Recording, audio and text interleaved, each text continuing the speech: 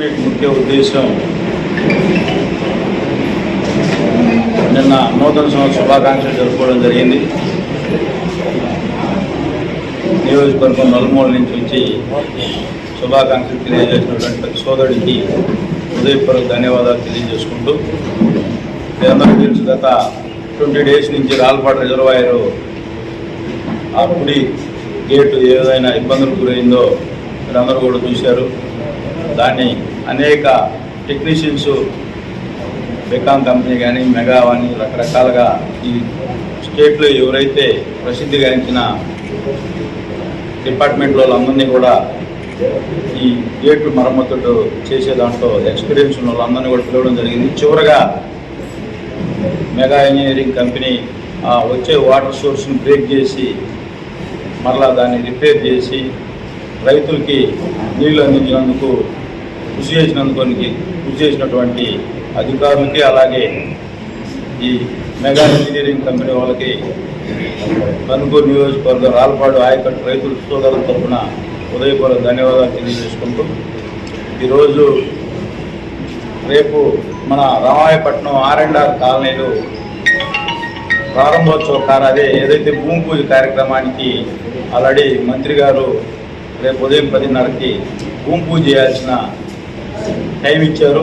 దాన్ని కొన్ని అనివార్య కారణాల వల్ల ఇప్పుడే మాకు ఒక 10 మినిట్స్ బ్యాక్ మంత్రి గారు ఫోన్ చేసి దాన్ని సీఎం గారే ఏదో ఈ R&B మీటింగ్ ఉంది కంపల్సరీ పోస్ట్పోన్ చేయాల్సి చెప్పారు. దానికోసం ఈరోజు ఈ ప్రెస్ మీట్ పెట్టాం. గౌరవ మంత్రివర్యులు DC జనార్దన్ రెడ్డి గారు, నారాయణ గారు, అలాగే ఆనవ రామనారాయణ గారు, ఈ పార్లమెంట్ పరిధిలో ఉన్న ఎమ్మెల్యేలు, ఎంపీలు అందరూ కూడా రావాల్సిన కార్యక్రమం. దాదాపు 50 ఎకరాల్లో ఈ ప్రభుత్వం R&R కాలనీలు ఏదైతే ముండువారిపాలెం, ఆవులపాలెం కంప్లీట్ అయినాయి. ఇప్పుడు కొత్తగా కర్లపాలెం, సాలిపేట కాలనీలకు R&R కాలనీలు భూమి పూజ కార్యక్రమంలో చేయాల్సి ఉన్నది. అది పండగ తర్వాత మళ్ళా స్టార్ట్ చేస్తామని చెప్పి తెలియజేసుకుంటూ, ఈరోజు ఈ రాష్ట్రం ముఖ్యమంత్రి నారా చంద్రబాబు నాయుడు గారు నిన్నే కొత్త సంవత్సరంలో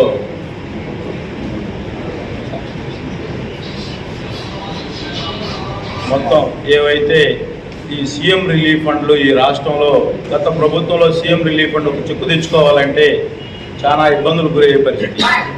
ఈ ప్రభుత్వం వచ్చిన తర్వాత పేదవాళ్ళు ఆరోగ్య విషయంలో ఇబ్బందులు గురవుతున్నారు.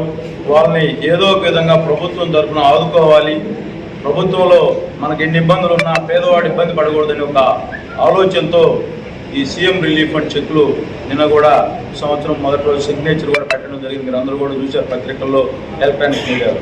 ఈ ముఖ్యమంత్రి గారికి ఈ రాష్ట్రంలో ఉన్న పేదల పట్ల ఎటువంటి మంచి ఆలోచన ఉందో మీరు అందరూ కూడా చూడాలని, అదేవిధంగా ఈ నియోజకవర్గంలో కూడా 250 మంది ఎవరైతే ఈ ఆరోగ్యశ్రీలో ఇబ్బంది అయ్యి ప్రైవేట్ హాస్పిటల్లో ఖర్చులో పెట్టారో వాళ్ళందరికీ కూడా నా ఆఫీస్కి 250 అప్లికేషన్లు వచ్చినాయి.